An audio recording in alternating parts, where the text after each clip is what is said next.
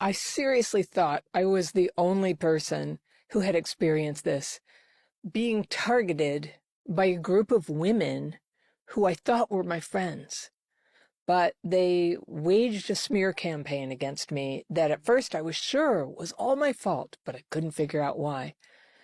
When I shared this last year on YouTube, hundreds of thousands of people watched, and so many of you got back to me, letting me know in the comments that this is just what you had been through too. It's never hitting. It's whispers. It's the sudden silence when you walk in a room. It's the fake smiles and then realizing you've been dropped from the group chat and the really bad vibe you feel that tells you that you're not welcome. Here's the truth no one names. Female bullying. It hides in kindness at first, and then it can turn vicious. If you've ever been targeted with a smear campaign by other women, then you probably noticed, like I did, that it has this weird property that makes no sense. You may never know why a group of women have turned against you, but they can do real damage. In this video, I want to talk about what female bullying looks like, how it happens, what it feels like, and what you can do about it. And I'm going to start by telling you what happened to me. So when my first child was about to be born, his dad and I rented a house at the edge of town on this long cul-de-sac, like half a mile long. And it was near wildland and forest. And as luck would have it, out of 20 or 30 households on this cul-de-sac, 5 of them were about to have their first child, like in the same few months. So I was invited to join a mom's group. And I was happy to be invited. I felt really isolated out there, and I hoped that I would be making new friends and, mom friends. It's like what you're supposed to do. And at first, things were fine. My kid's dad and I got married and had a second kid and still tried to stay involved in the neighborhood. And it was a little awkward, though, because this group loved to drink. And I mean, some of them drank a lot. And any kind of evening gathering, and most of them would just be absolutely shit-faced. And my son's dad was and is a long-time sober alcoholic, so he didn't drink. And out of respect for him, and because I was a mom of young children, I didn't drink either. And if you're a non-drinker, you can get very left out at a party when the wavelength is all about drinking and the people are getting drunk and sloppy. And I think there was a cultural difference there too. They were kind of hippie types who wore babies in slings all the time. And I wasn't in a position to do that because we depended on me working so that we could pay the rent. And so sadly, I couldn't stay home as much as I would have liked. I didn't know why the moms eventually turned on me, but something shifted. It started small. Little stuff, people exchanging weird looks when I hung out in the group, then an email thread that I wasn't included on, then I mentioned it, but then they did it again. And there was a rude joke about me. I can't remember what it was, but I felt like I couldn't say anything or they'd accuse me of acting too sensitive. So I ignored it. I acted like, oh yeah, that's funny, haha. And there was a neighborhood potluck with the whole neighborhood where strangely no one would talk to me. And I didn't like it. I asked a couple of people what was going on, and everybody ignored my question. And so I left. And then at Halloween, while my little son and I, he was all dressed up in a superhero costume, we were waiting for everyone to gather at our end of the block so we could join the group and go trick-or-treating together. We were all going to do it before it got dark. Well, then it did get dark, and they didn't come. Nobody came, no trick-or-treaters, because basically the kids we were getting together with were all the kids within walking distance. So our bowl of candy just sat there by the door. The pumpkin was carved. There was a candle in it. There was nobody to see it. And I got this sick feeling about the whole thing. And I was calling them and no one answered. So I took my son out in this dark road to go knock on a few doors at least. And we rounded a curve. And there they all were, the moms and the dads and the kids, everybody but us, having a party at one of the houses. They were done trick-or-treating. And I asked what happened, and they said, oh, we must have forgotten to tell you the plan, but the fact that they never even came down to our end of the street, that took effort. And they did this on purpose. It was obvious. And of course, my son wanted to stay and play with the other kids at that party. And I felt like I couldn't drag him out of there. It was this really awkward situation. So I had to sit there for a little bit, like a decent interval, with nobody talking to me and pretend like this wasn't happening.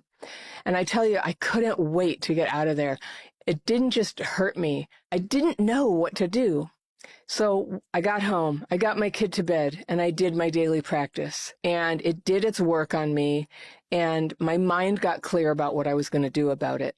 And, you know, the daily practice, by the way, is the method I've used for over 30 years to re-regulate my nervous system, clear my mind, get in touch with my intuition and insight. It's a couple of techniques. They're very easy. I teach them to everybody in the world for free. If you want to learn it, there will be a link down below in the second link, the daily practice. You can always get it there. So the next day I went and knocked on the door to the mom whose kid was my son's favorite friend, thinking she would tell me what's going on. They went to the same preschool, and we used to carpool together to share the job of getting the kids there. And I was really angry and hurt, and I asked her why that had happened last night.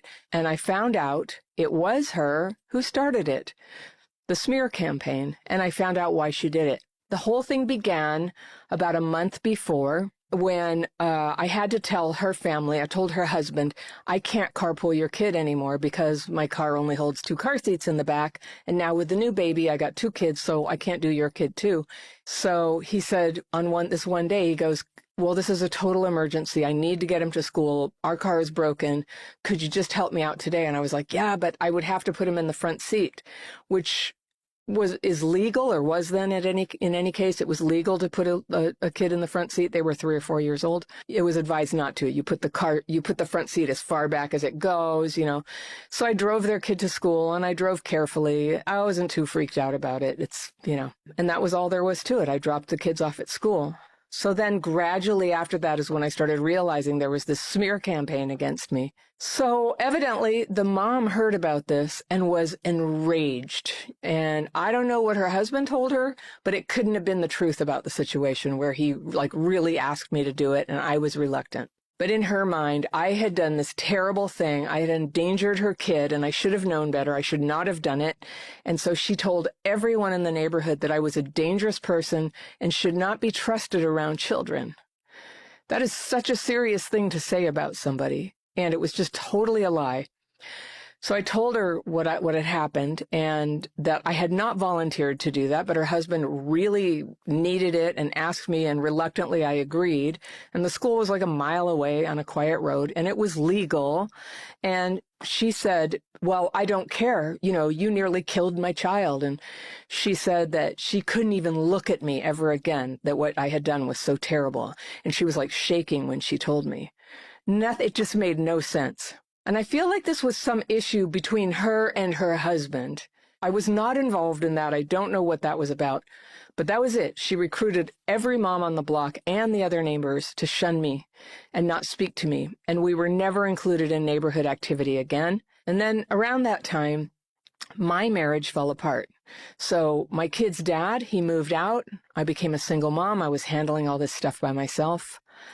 And I found out that that's probably a trigger sometimes for people to kind of turn against a single woman, maybe. And then more problems happened, and I had a surgery that I needed, and something went wrong, and it led to 4 years of medical complications. I ended up with 14 major surgeries, 44 trips to the emergency room. I had these constant problems in and out of the hospital. And, you know, but my kid's dad would take over when I had to go to the hospital. But in the middle of the night, it wasn't always possible. I was always in this really difficult situation. And none of those neighbors did anything. One of them once made a dinner for me years later, like 4 years into it, made a dinner for me. And I talked to them about this, but they were just like holding firm. No, you were a terrible person. You drove that kid. I don't know.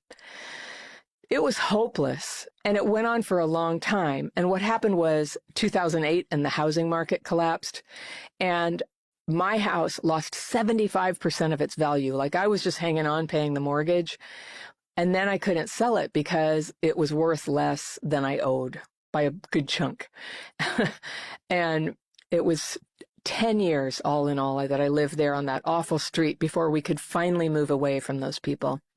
And I want you to know that thanks to the daily practice, I was still able to make this period of my life a time of great personal growth. So much of what I teach now, I learned then about re-regulating my nervous system, learning to have better relationships, stopping having negative relationships with men. But one thing I developed then was a set of actions I could take when I was feeling down and depressed that would lift up my spirit. And it's so important, right? So it was 10 years that I lived on that street subject to this female bullying campaign that was just so unfair. But I also want to say that this period of my life ended up being when I did so much inner work and I figured out how to solve a lot of my life problems. I didn't quite yet know what dysregulation was or complex PTSD, which I had, but I was learning how to sort out a lot of the sort of negative decisions that I was making, and I was learning how to keep myself out of problems, which is so important.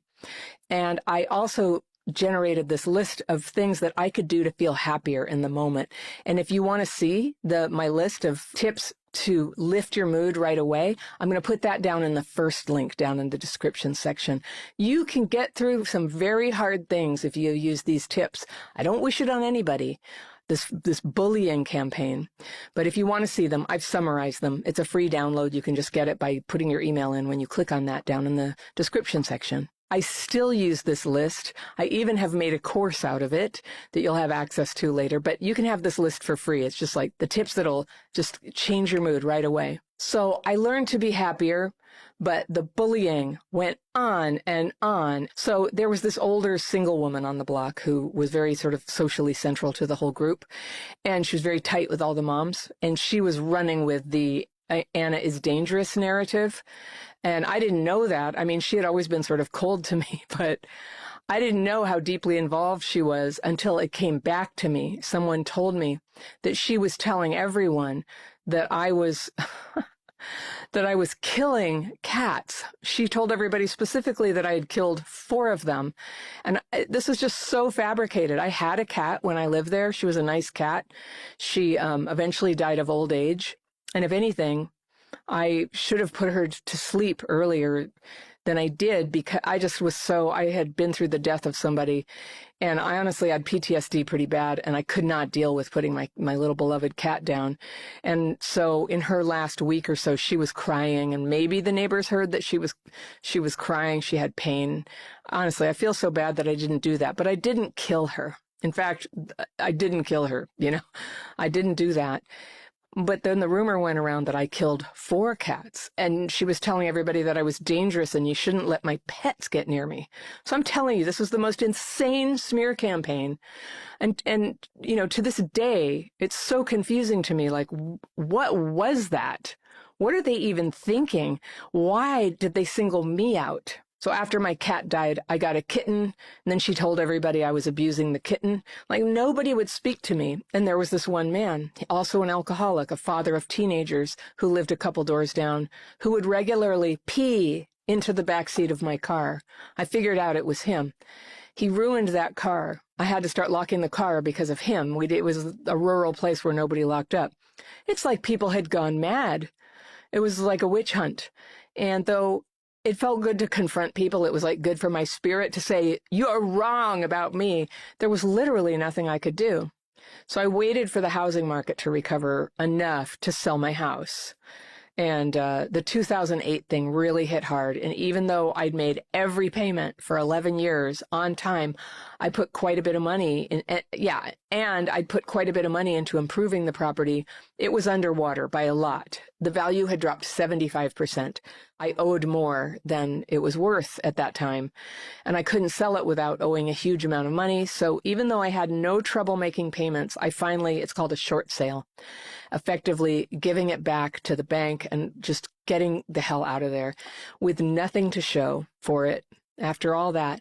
And honestly, if I had it to do over again, I would have rented it out, because the market did bounce back and it went crazy. And today I didn't want to do this, but I looked, what was that house worth now?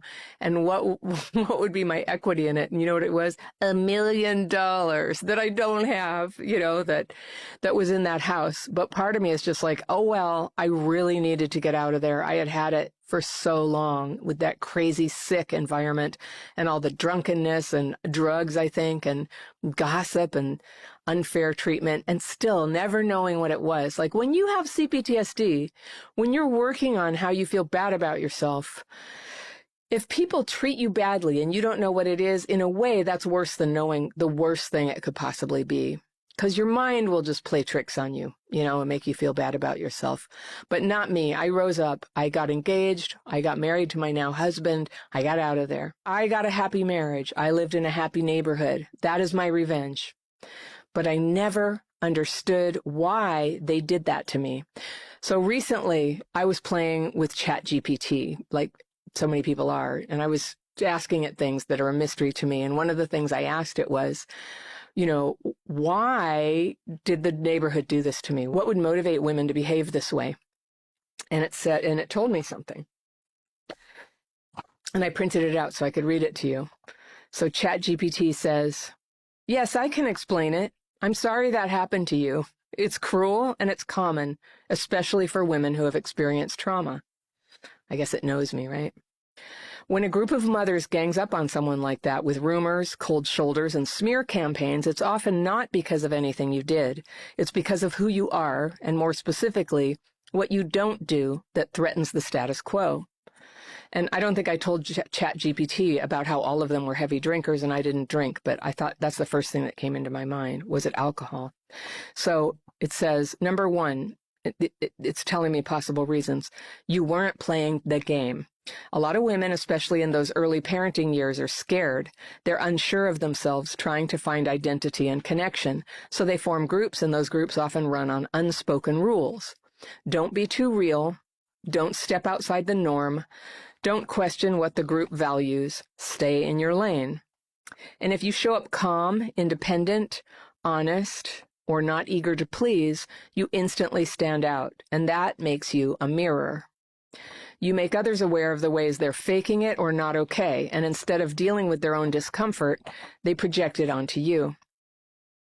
Okay, that's possible. It sort of reminds me of the way sometimes people tell you what you want to hear when people have been mean to you. It's like it's all their fault. It's never your fault. It's because you're great. And so I didn't really believe that, except that I think all of those women were incredibly unhappy. Okay, 2, one person needed you to be the scapegoat. Scapegoats, here we go. In most of these dynamics, it starts with one woman who feels insecure or threatened, often for reasons that have nothing to do with you. But instead of sitting with her discomfort, she makes it your fault. You become the difficult one, the negative one, the weird one. I'll tell you a secret. I am a bit weird, I think, compared. But in a good way, as you know. But this narrative makes her feel more powerful, and then she tests it by gossiping. And if the others are too scared to disagree or too insecure themselves, they fall in line. It feels like loyalty, but it's really fear. You were excluded to keep the group bonded around a shared enemy. Whoa. Maybe. 3, you may have had boundaries, and that's not allowed. If you didn't overshare, or if you didn't go along with something that felt wrong, or if you pulled away from someone's invasive energy, that can infuriate people who rely on control to feel okay. Okay, that could be true. In a trauma-affected group, a boundary is perceived as an insult. You may have been cast as judgmental just because you didn't perform approval. Well, all I did was I just didn't drink, and I was actually very gracious. I never criticized other people's drinking. I'm telling you, I thought it was heavy, but that's not what I laid on them. I just was like, oh yeah, no thanks. And so I remember one of the moms asking me why, and I explained what I explained to you. But I have experienced that before, where some people were, maybe if they think they have a problem with alcohol, they'll be like, oh, you think you're better than me, huh? And I don't know. Number 4, trauma invisibility made you an easy target. If you grew up with trauma, you may have been conditioned to disconnect when things go wrong. You might freeze, go quiet. You don't lash back, you retreat. I think we're onto it now. To people with their own unresolved issues, this looks like weakness. And some people, especially those clinging to social dominance, go after the person who won't fight back. It's not fair, it's not okay, but it's how these dynamics often work. Bottom line, this is ChatGPT, says, they didn't gang up on you because you were bad. They did it because you made them feel something they didn't want to feel. And instead of doing their own work, they chose cowardice. They bonded around cruelty, and they picked someone they thought was alone, which I was. Eventually, when I was divorced, I was. And actually, in that marriage, I was pretty alone, too. That wasn't a reflection of your worth. That was a reflection of their fear. And if you want, I can help you write about this.